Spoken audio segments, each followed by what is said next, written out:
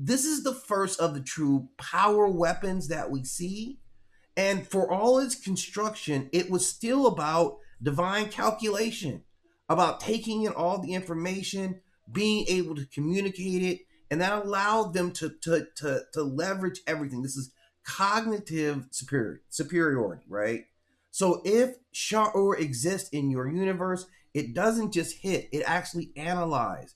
It predicts what is likely to happen, and it whispers the outcomes to the wielder. So this is the weapon that thinks. Now that's important. All that stuff is massively important stuff because who else has had a weapon that's contributing to strategy as well? Like I'm doing some math work out here for you. That's what Sharur is actually doing. Now I don't know what this is made of. It doesn't. Nothing in the mythology tells us what this is made of. So I'm not going to say this is like made out of adamantium or made out of vibranium. I don't know any of that stuff. Now we know that it is in the text said to be, or is implied that it is a meteoric metal because it's described as like heaven sent iron. Is kind of what they would lean towards, and probably sacred stone. Now again, these are Bronze Age people, right?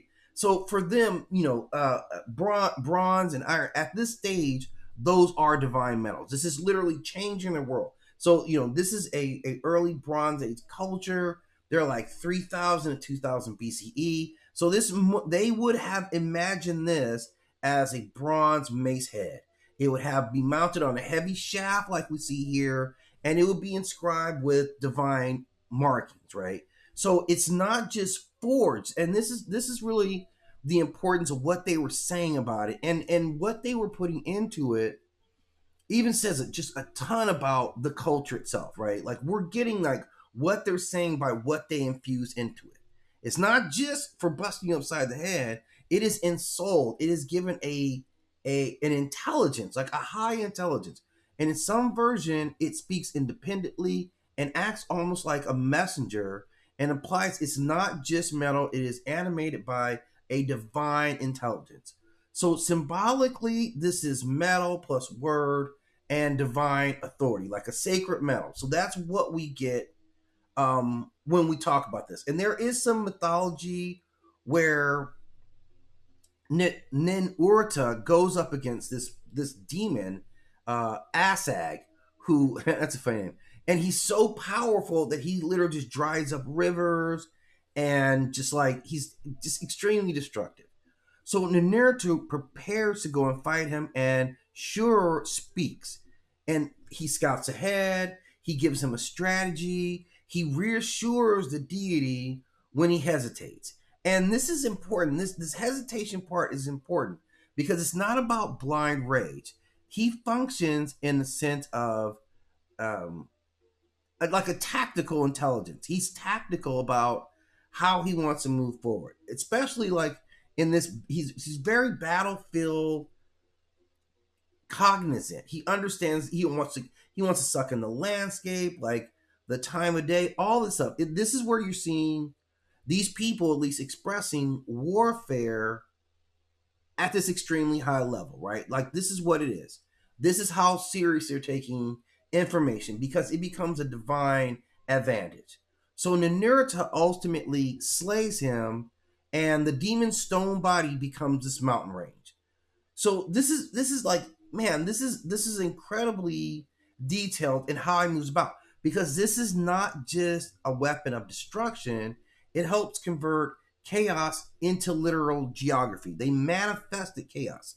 So this is a form of like cosmic engineering is what we get from this weapon or this manifestation.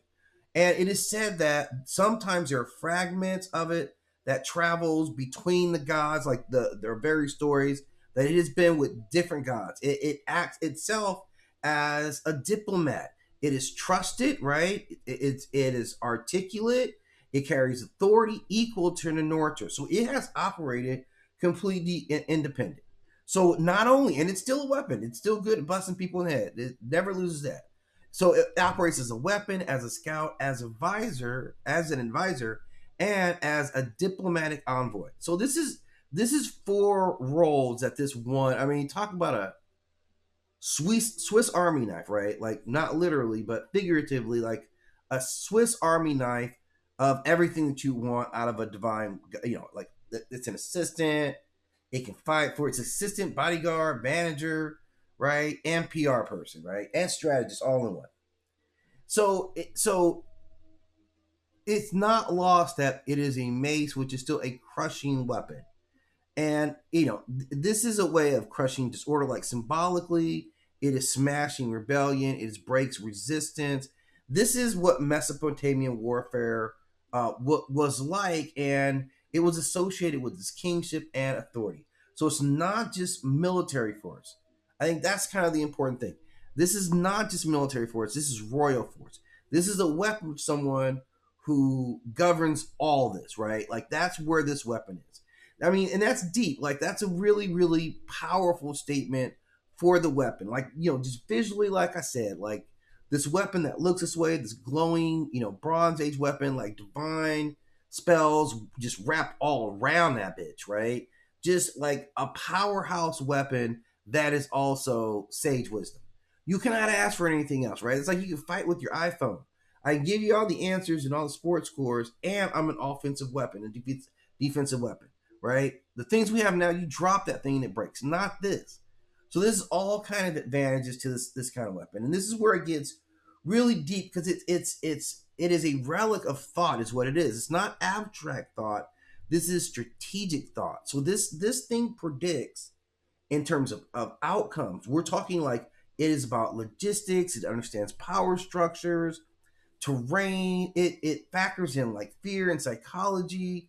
So just all around, just an amazing implement. And this is what the mythology really, really tells us about, like how it was wielded. And again, just a powerful, powerful weapon, right? Okay. So let me go on to the next one here. I think you guys are going to enjoy this one too. All right, if I can get my